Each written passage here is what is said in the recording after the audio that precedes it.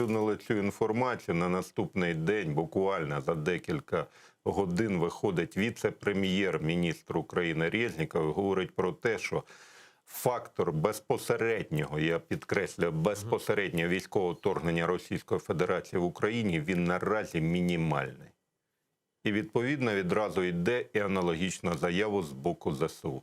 Так само і наші французькі партнери, мовиться про французьку розвідку, ставлять під сумнів факт розгортання безпосередньої близькості з кордонами з Україною російського контингенту. Нет, все равно же не случайно, нет, ну, понятно, может быть, они не планировали вторжение, да, но понты гонять — это русская Понты история. гонять, да.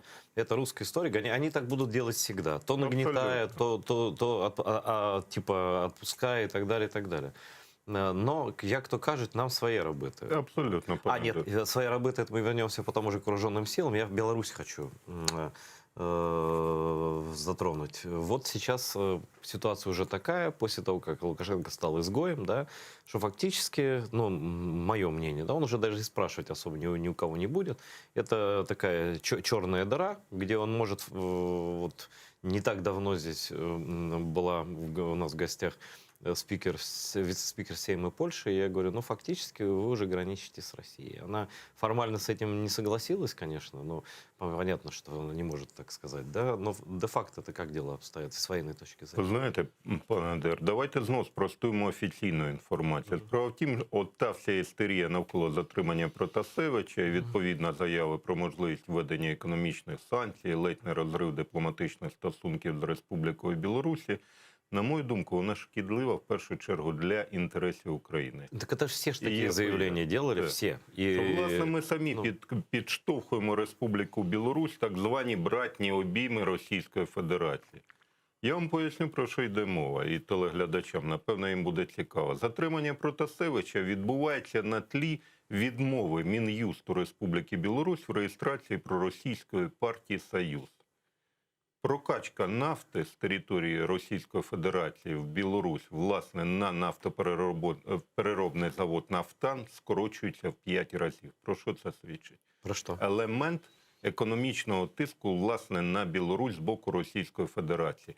Наразі «Газпромом» розглядається питання зменшення в 4 рази прокачки газу території Республіки Білорусь. А як вони будуть... Як це, от поясніть мені, як це все корелюється з заявами в українських ЗМІ, і більше того, заявами українських можновладців про те, що Республіка Білорусь є фактично вже сателітом Російської Федерації. Тобто ви так не вважаєте? Абсолютно. Ми більше того, це, на мою думку, пане Гайдаре, я вважаю, що подібними заявами про перенос Мінського майданчика, про можливість там розгляду території Республіки Білорусь в якості плацдарму вторгнення в Україну. Ми підштовхуємо навпаки Білорусь в обійми Російської Федерації. І я закінчу свою думку. Ви знаєте, пане Гайдар, досить, знаєте, красномовна виглядає, власне, позиція Сполучених Штатів. Я поясню, прошу знов-таки. 2 нафтоналивних танкери розвантажуються, власне, в порту Клайпеда в моменті диверсифікації постачання нафти в Республіки Білорусь. Про що це свідчить? Як ви вважаєте, Сполучені Штати будуть з ізгоєм працювати? Напевно, вони намагаються мінімізувати ті втрати режиму Лукашенка і витягнути його з братніх обіймів. І далі, основне, ви знаєте, незважаючи на весь цей політичний скандал, зустріч Лукашенка з Путіним в Сочі. Чим вона закінчується? Виходить Лукашенко і говорить, військових баз Російської Федерації на території Республіки Білорусь не буде. Від слова абсолютно. Це дорога забавка і немає сенсу росіянам тут взагалі щось створювати. Интересная версия. Интересная версия. Да, я не буду с вами спорить. Версия интересная, она имеет право на жизнь, тем более, что мы не знаем, на самом деле, и никогда не узнаем, о чем говорили Путин с Лукашенко. Абсолютно. Мы можем судить только по косвенным каким-то таким вещам. То есть вы все-таки уверены, что Лукашенко еще сохраняет свою какую-то независимость? И... Звичайно. Більше того, пане Гайдаре, він намагається пройти між крапель. Пам'ятаєте знамените висловлювання Леоніда Макаровича? Коли намагається встояти між, власне, Російською Федерацією і Заходом. Він не хоче сваритися ані з Україною, але разом Зачем з тим... самолет захватывал? А я вам поясню. Власне, Вообще ця не ложится в операція, эту логику. виглядає досить нормально. Я вам поясню, по-перше, по самому Протасевичу. Давайте його біографію подивимося. Хлопчина воює на сході України. правильно? Це не доведено. Не доведено. Ми Це не знаємо. заяв Тертеля, голови Комітету Держбезпеки Республіки Білорусь. Ми беремо за основу цю Слушайте, заяву. но я им не вірю. І я їм не вірю. Тим Да. більше є заява Білецького про те, Да. що людина була виключно фотокореспондентом. Але ми беремо за основу, власне, ті можливі звинувачення, які будуть висунуті Протасевичу. На відміну від України, в Кримінальному кодексі Республіки Білорусь передбачено карне покарання від 2 до 5 років за участь у військових конфліктах на території інших держав. До чого я веду? У 2016 році міністр внутрішніх справ Білорусі виступає із заявою, що наразі передано матеріали близько по 130 громадянах Республіки Білорусь, які приймали участь у війні на сході України З незалежності. боку Росії. З незалежності. Незалежності. І отут основне, найбільш мені цікаво, пане Айдаре, може і ви поясните мені. Комітет Держбезпеки відслідковує всіх. Міністерство внутрішніх справ відслідковує всіх без винятку. Незважаючи на це, Протасевич сміливо повертається на територію Республіки Білорусь. І більше того, до 2020 року з боку Комітету Держбезпеки немає жодних претензій. І головне, ви знаєте, коли він відходить з знаменитого інтернет-порталу Це вересень був 28 вересня 2020 року. А через місяць, тільки через місяць, пане Айдаре, власне, Мін'юст виходить із заявою про те, що Нехта є екстремістським сайтом, і його треба забороняти. І в мене складається враження, хлопця хтось попереджає про те, що можливі нюанси.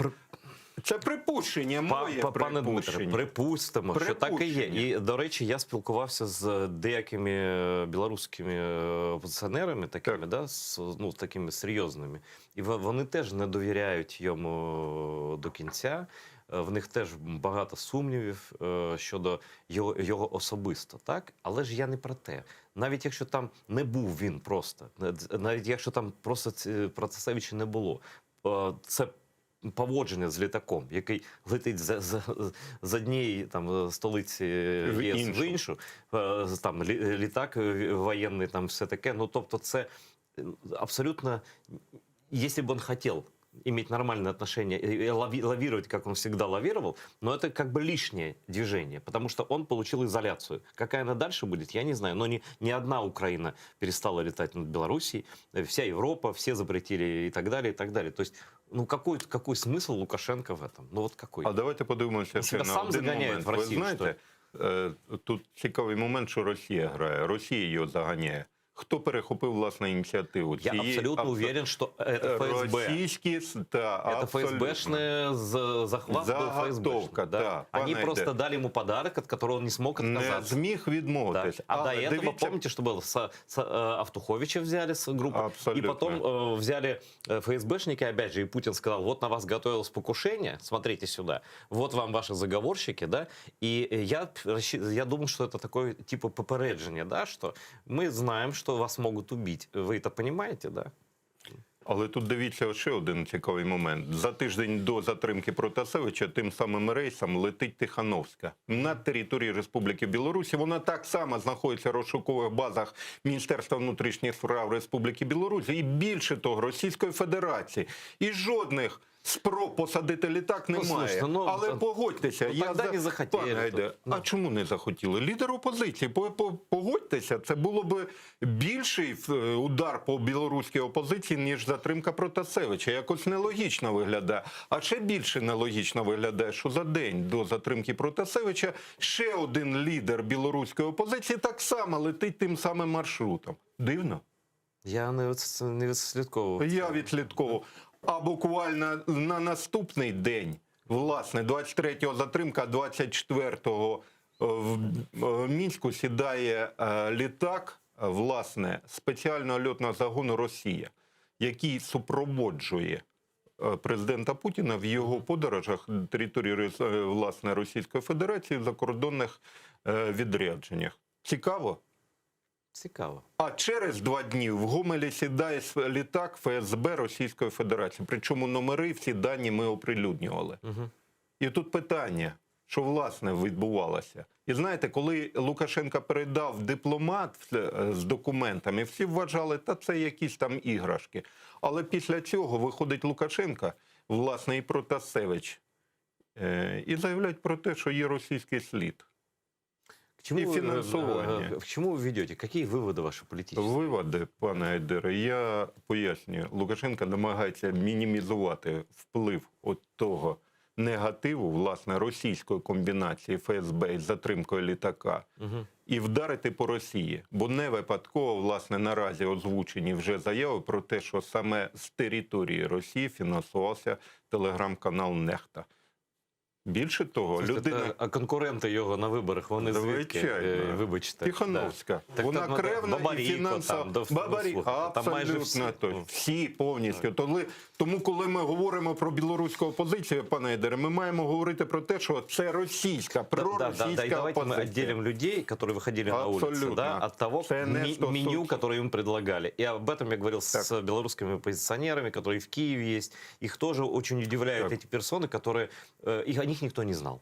И вдруг Абсолютно. появляются конкуренты Лукашенко, значит, и так далее, и так далее. Так. А ви знаєте, ще більш цікаво те, що, власне, пані Тихановська на мітингу в Мінську виправдовувала затримку ПВК Вагнера, коли КДБ Білорусь напряму заявила, що ПВК Вагнера, а там не 34 людини, як повідомляють українські ЗМІ, а 200. 200 найманців були на території Республіки Білорусь, які б, на думку КДБ Білорусі, мали приймати участь, чи то підтримували Я слышал эту безпосередньо. версию, да, я слышал эту версию. І Тихановська змушена була виправдовуватися, що вони приїхали просто відпочивати, чи то летіли в Турцію відпочивати. То есть вы считаете, что на данный момент Беларусь угрозу для Украины не представляет и не является Ні, на данный абсолютно. момент Більше плацдармом того, России? більше того, пане Ейдер, давайте подивимося. 60% паливно-мастильних матеріалів для потреб ЗСУ йде з території Республіки Білорусь. Уявіть собі, ми зараз починаємо економічну війну. Білорусь перекриває вентиль. Чим будемо заправляти танки? Хтось про це подумав? Так, Друге, бітум 40% для президентської компанії «Велике будівництво СД» з території Республіки Білорусь. Про це хтось подумав, стане «Велике будівництво». Приблизно 30% міндобрив йде з території Республіки Білорусь. Ви розумієте, що це стратегічний партнер, причому товари подвійного призначення для нашого ВПК, які ми не можемо купити в Росії, бо немає у нас програми імпортозаміщення, ми купляємо через Білорусь, чи то білими, чи то сірими схемами. Для чого ми, власне, відштовхуємо свого стратегічного партнера? Причому вони раз по разу дають Слушайте, зрозуміти. я вас попробую поспорить таким Давайте, аргументом. пане Ейдер. Дело в том, что вы же военный эксперт. Так вот, Беларусь военный союзник кого? Росії. Украины или России? Ну, А давайте тепер они же в одном подивимося. договоре, Звичайно. совместной войне в КДБ. случае чего. Так. Да, да. Але не більше того. Знаєте, і коли, пане Ейдере, ми в вашій студії пояснювали, що ті всі страшилки з приводу спільних навчань на території Білорусі, пам'ятаєте, Славянське братство, 18-й рік, коли Пам'ятаю. лякали всю Україну зараз, як почнеться И наступ. я сам говорил еще про авиационную базу, с которой можно бомбить Киев, например. Так. Ну, І чим це закінчилося? Було вторгнення? Ні. Наразі немає військового контингенту Російської Федерації на території Республіки Білорусь. Але, прости господи, так звані військові експерти виходять і говорять про те, що, власне, територія Республіки Білорусь може бути використана Російською Федерацією як плацдарм для вторгнення. Знаєте, для чого це робиться? Росія створює умови для розпорошення наших сил ЗСУ. Дає нам зрозуміти, що є можливих 5 варіантів вторгнення. Ну, Територія звісно, Криму, да. Придністров'я. Придністров'я, пане Айдере, 1500 військ Збройних сил Російської Федерації. Ну яку загрозу 1500 може складати, щоб ми розглядали як потенційну загрозу? Когда Білорусь. потенциально это вот у нас сколько общая линия границы? 1400 Так. километров, да? Так. Из них 1000 потенциальной угрозы. Получается, если с Белоруссией считать, и с Приднестровьем, и с Азовским морем, там Так. получается почти, ну мы не в окружении, но почти. В повному кільці. В повному, пане Айдере. Але менше з тим, і давайте, от тепер ви слушно сказали, практично в кільці. І ми 600 кілометрів кордону, замість того, аби не дати можливість росіянам використати ще додаткових 600 кілометрів, мовиться про білоруський напрямок, ми навпаки відштовхуємо від себе партнера і говоримо: все, ти проросійськи налаштований, ми взагалі не хочемо з тобою мати жодних питань. Уявіть собі, навіть заяву про переносення, можливе перенесення Мінського майданчика. Так там вже не буде, майже точно нічого. Для чого, пане Гайдара? От давайте ми з вами повз відсунемо політичні уподобання. Слухайте, ваша версія така, вона ну, певним чином екзотична. Тобто Так. це не загальна думка інша. Так, У вас така особлива думка. особлива так? думка. Тобто розвивайте її далі, це цікаво. Дивіться, Мінський майданчик. Для чого? Він тільки логістика? Ні. Він давав можливість Лукашенку бути рукопотиснутим на Заході. Звісно. Ну, він Звісно. грав. Та гра, про яку ви Про яку говорили, да. абсолютно. І ми мали би її використовувати як важіль впливу на Лукашенка. Що, не дай Боже, бо з'являться російські бази, ми перекриваємо Мінський майданчик. І ти тоді перетворюєшся з миротворця фактично політичного ізгоя про те, що наразі Але йде вам мова. чи не здається вам, що це всі ці розклади, вони в минулому вже? Ні, не в минулому. А як повернути? А давайте знов-таки подивимося всі ті розмови про можливість перенесення Мінського майданчика. Наскільки вони мають під собою підґрунтя? Жодного. Це голослівні заяви. І я пояснюю, чому. Навіть не в позиції, прости господи, Російської Федерації, яка не погодиться на перенесення. Але є ще позиція європейських А партнерів. думаєте, Франція чи Німеччина будуть? Відмовляться. Відмовляться, все. Все. Ну. І для чого ці всі розмови? От вам і все, пане Айдер. Ми одночасно відштовхуємо не тільки Республіки Білорусь, але ще й Францію і Німеччину. Не, я думаю, что Франция и Германия, они не поедут в Минск уже после того, что... А я думаю, що поїдуть.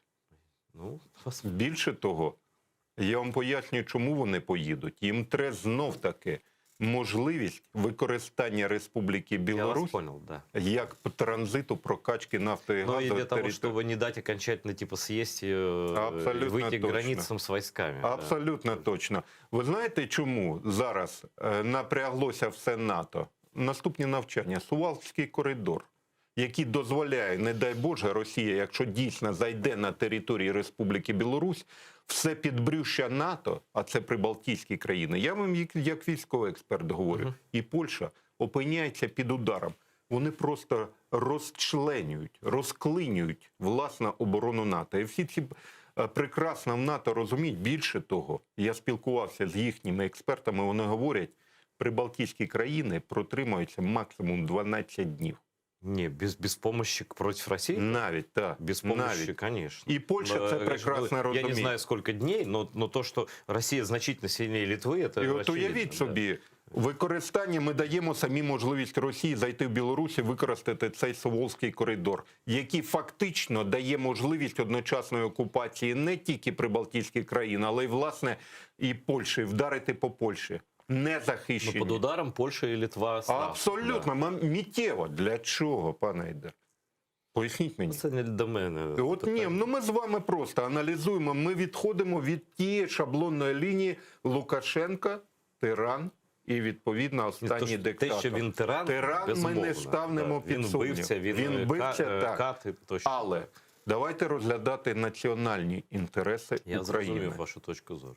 Я прагматик, пане Айдер. Я зрозумів. Я просто... Я зрозумів. І ну, подивимося, тобто Так. наступні декілька місяців вони точно покажуть, куди все йде.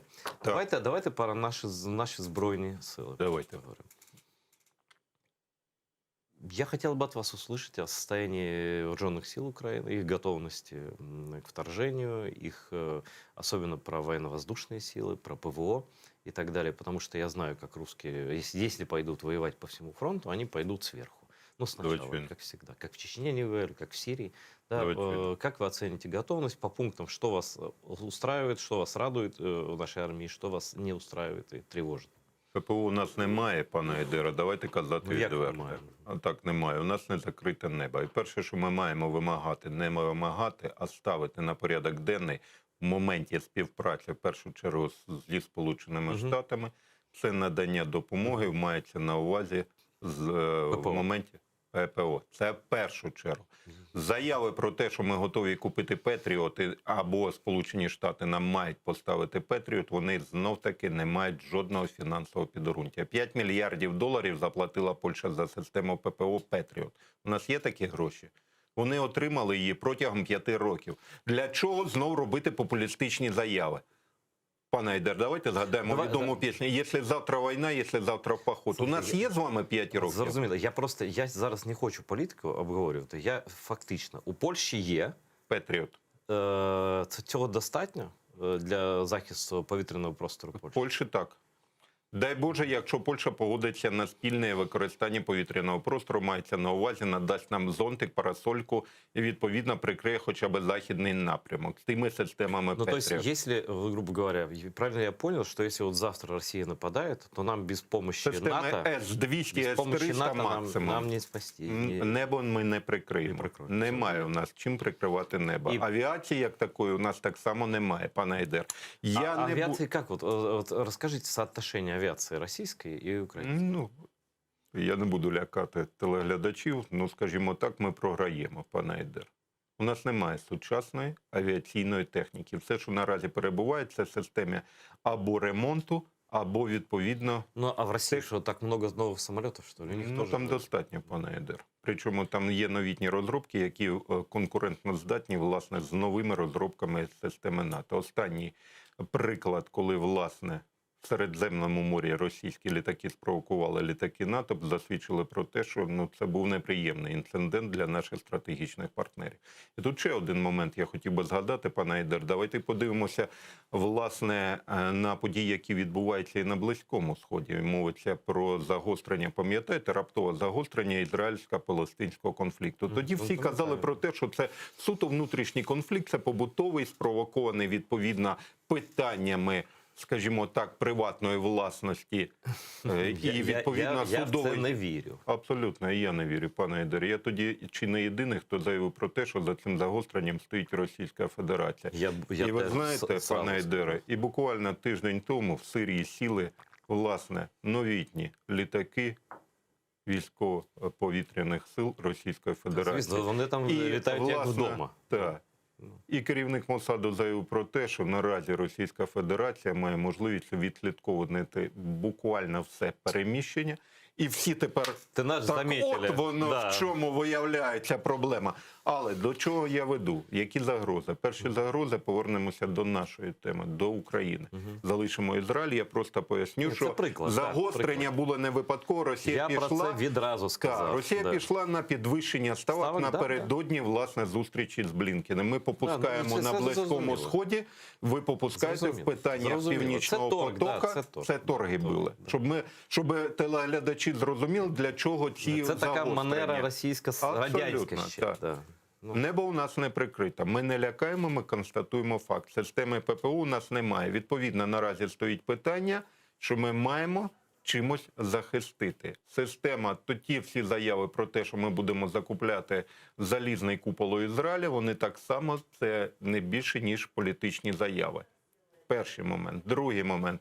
Пане Айдер, тут варто відзначити, що стрес створювати, власне, ми не встигаємо створити повноцінну систему ППО. Відповідно, ми маємо чимось відповісти або налякати росіян. Як? Що робити? Системи, відповідно, наші новітні розробки. Мовиться про Грім-2 і, відповідно, інші системи. Той самий Нептун. Але Грім – ураження до 500 кілометрів. Тобто, ми маємо просто пояснити, власне, росіянам, що якщо буде спроба ракетного То ми удару, відповідь туди. абсолютно точно. Це ракетна програма, яка, на жаль, наразі чомусь Зеленським гальмується абсолютно. Тобто, оті всі новітні розробки, Вільха, Грім, вони чомусь гальмуються. Але це була би адекватна відповідь України на будь-які намагання Російської Федерації відповідно нанести ракетний удар по нашій території, розуміючи, що відповіді не буде. Уявіть собі, дальність ураження до 500 кілометрів, ми фактично контролюємо весь окупований Крим і територію накопичення безпосередньо біля кордонів з Україною. Мовиться про ту саму Білорусь. Ми навіть беремо Воронежська область. там Воронежська все, да. область, Білгородська і відповідно Брянська, де наразі відбувається накопичення. Цього достатньо би було, щоб тримати під нашим щільним. Там, кстати, авиабаза находится. Абсолютно да, точно. Уявіть собі, ви російський генерал, ви прекрасно розумієте, що дальність ураження української ракети до 500 кілометрів. І відповідно всі так звані контингенти вторгнення, а як взагалі вторгнення відбувається? Відбувається накопичення. Це не раптовий момент, що росіяни за одну ніч зібралися і побігли. Ні, це знов-таки треба ментальність росіян враховувати, що це як мінімум 2-3 тижні будуть. Відповідно, ми будемо мати можливість відслідковувати переміщення, накопичення і створення першого і другого ешелону. А маючи відповідь адекватну, ракетний так званий спис, ми можемо вже мінімізувати можливість безпосереднього військового вторгнення. От про це треба говорити. Ну, це розумно. Тут... Це більше, ніж розумно, пане Ейдер. Плюс, відповідно, розробки «Нептун». Немає у нас флоту. Давайте знов-таки... Нептун – это система огня противокорабельная. Протикорабельний, Если десант так. хотят высадить. Звичайно. Знов-таки до 300 кілометрів фактично радіус враження. Уявіть собі, добре, москітний флот в процесі розробки. Ми зараз робимо певні Ну, флот кроки. це Але дуже довго. довго і дорого. Дорого, да. Є «Нептун» наземно і є корабельне базування. Відповідно, розміщуючи батареї «Нептун» до узбережжя Азовського моря, ми мінімізуємо можливість десантної операції, про що знов-таки оті корисні російські ідіоти у вигляді Фельгенгауера і Ларіона нам тут розповідали, лякаючи публіку. До речі, пане Ейдер, я хотів би зауважити, знаєте, весь момент в тому, що на той момент перебувало лише 8 десантних кораблів Російської Федерації, які могли здійснити десантну операцію. Що це Це не більше 600-800 особового складу. Що у нас Іларіонов, якого ми вважаємо противником режиму Путіна, фактично намагався реалізувати в українських ЗМІ інформаційно-психологічну операцію російських спецслужб. Налякати нас з вами.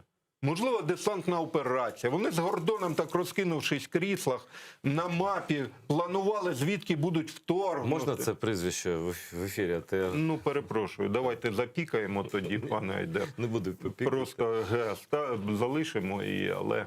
Просто це завжди є, всі його передачі, це тою чи іншою мірою, це маніпуляція, це не журналістика. Це моє оціночне судження. Бо тому я ніколи не буду слухати ані його, ані жодної людини, яка з ним розмовляє. Україна-24, рейтинговий час, і російський спеціаліст нам розповідає, звідки будуть вторгнути. Ну, це біда, це наша біда. Це інформаційна безпека. Тобто, знаєте, я думаю, що якщо в Росії, до речі, є сили інформаційних операцій і в армії, і в спецслужбах, і будь-де, да? Абсолютно. І залякати українців,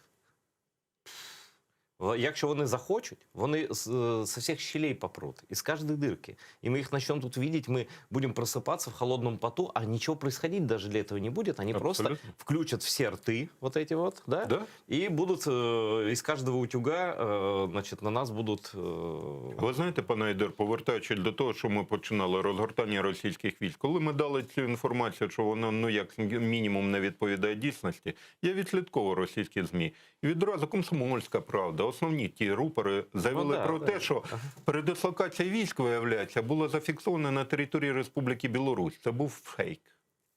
От так.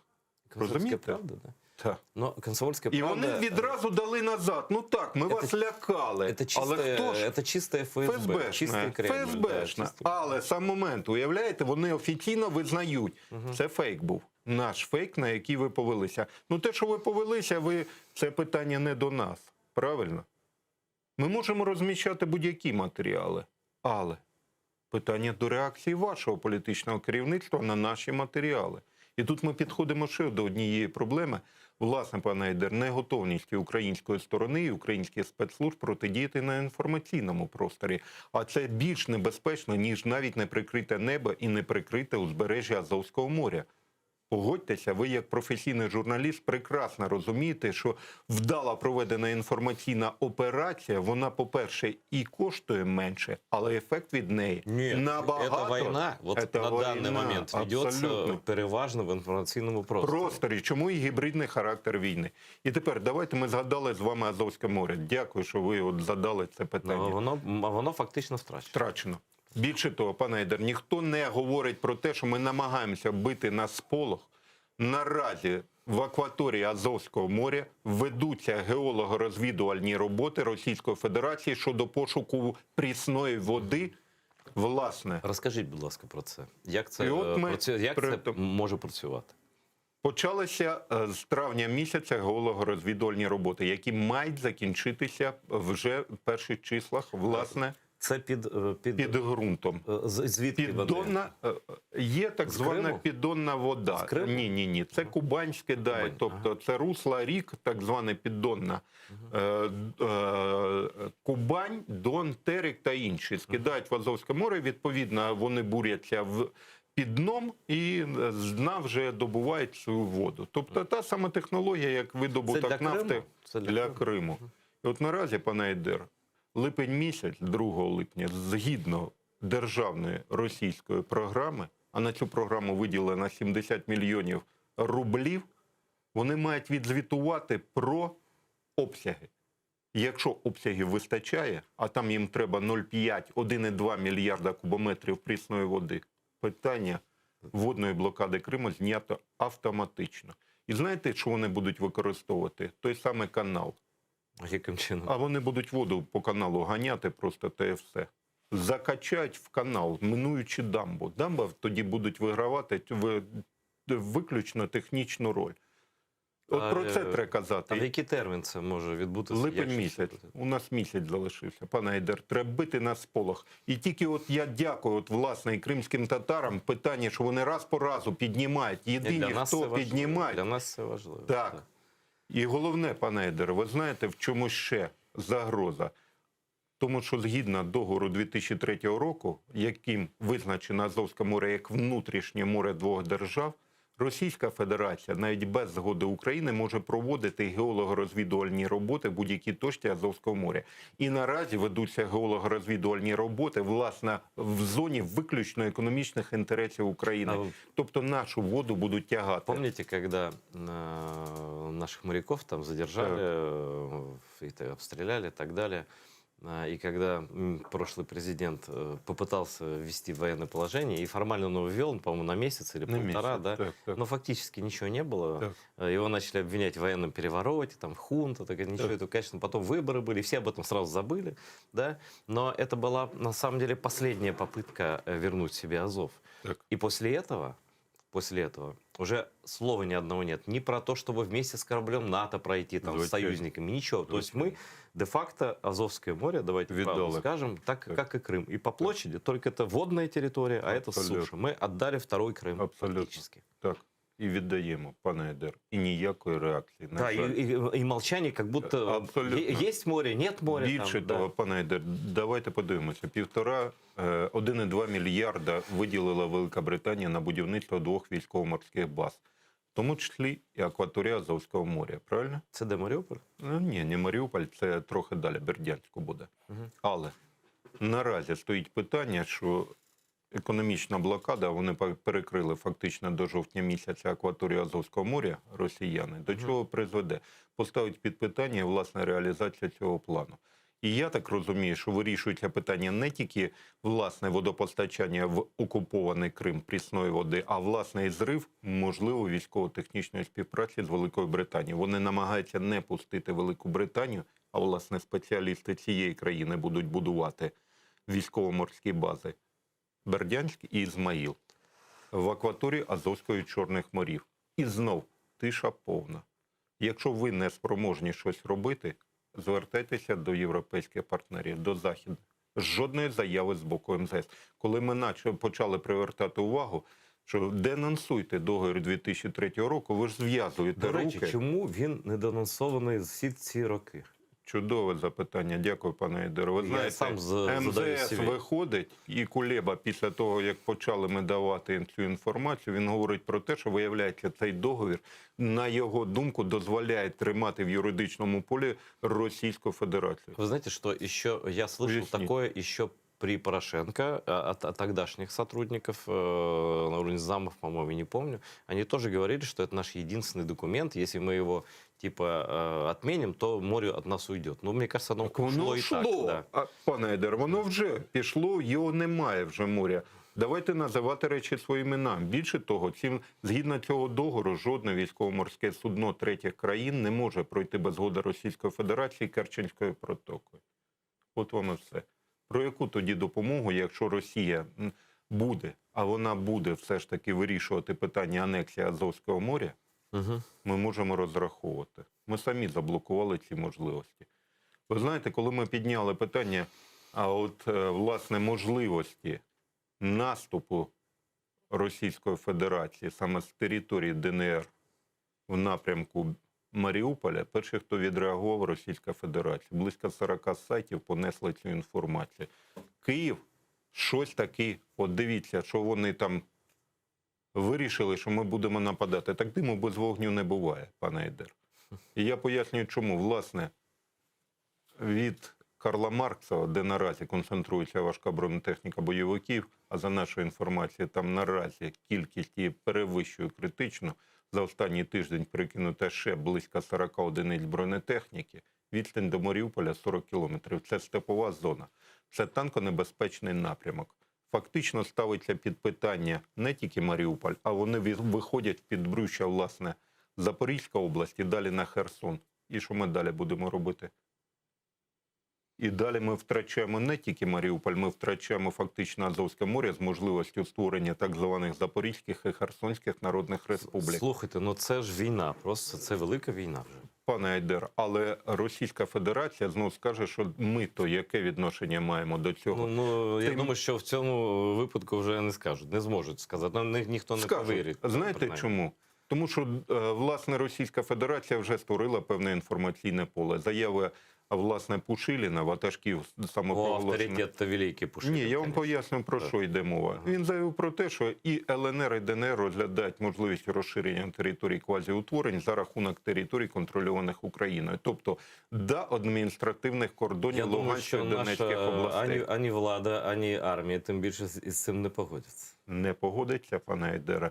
Але це той сценарій, коли Російська Федерація буде власне реалізовувати план військового вторгнення не з території Російської Федерації, про що ми кричали, а безпосередньо з окупованих Ну, це територій. гібридна така, да. Та використовуючи, слушно, ви кращий військовий спеціаліст, ніж багато інших. Слухайте, Це проксі, війна. Оте, я з чим зрозумів, ми про яку загрозу ви кажете. Тобто звідти піти Абсолютно. Під прикриттям перших да. і других армійських корпусів. Я зрозумів. Пояснити, вони виходять до адміністративних Ну, кордонів. переодягнуть там псковських десантників. Там, Так, що, абсолютно точно. Ну, але знаєте ж, пам'ятаєте, що Захарченка, нехай йому земля буде скловатою.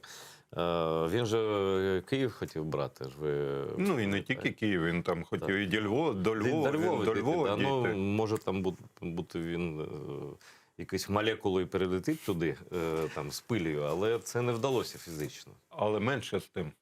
Давайте подивимося, пане Ейдер, на ту ситуацію, яка відбувається на окупованих територіях. Зараз заявляють про те, що паспортів видано 560 тисяч. Ну, по-перше, не 560 тисяч, а більше 600. Там близько. Яке це має значення? Ми Велике. ж не визнаємо. Вони можуть там хоч з гелікоптерів їх скидати. Ну, Про що і заявили, власне, що ми будемо скидати їх з гелікоптерів. Ми не визнаємо, але це дає можливість, перше, використовувати вже тезу про те, що Російська Федерація захищає інтереси не російськомовних українців, а безпосередньо громадян Російської Федерації. Це реалізація так званого абхазького сценарію. це один із вирогідних сценаріїв. Так. Друге, Російській Федерації, не дай Боже, вдається проштовхнути мінський сценарій, тобто політична її частина. Імплементація формули Штайнмайєра, проведення виборів і Та ні, не відповідно вдасться. зміни. Ми сплюнемо і постукаємо. Але не дай Боже. От уявіть собі, пане Ейдер, повертаються ті території, а до 21-го року вони планують видати 1 мільйон паспортів російських. де половина населення громадяни Російської Федерації. Що ми нам з ними робити? Про яку інтеграцію ми тоді говоримо? Про інтеграцію взагалі до окупації просто розмови, всі це порожнечі.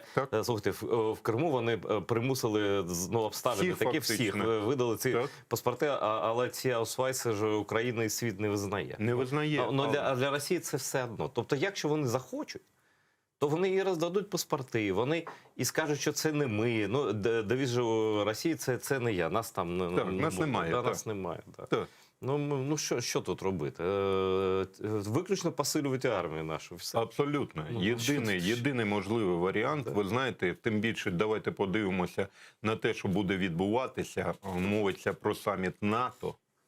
Нас там не чекають. А якщо нас не чекають, то, власне, 5 стаття статуту НАТО про колективну безпеку, вона не діє абсолютно. Ну, ви знаєте, тут, якщо чесно казати, то я там спілкувався з литовцями, з естонцями, тим більше з латвійцями, вони ж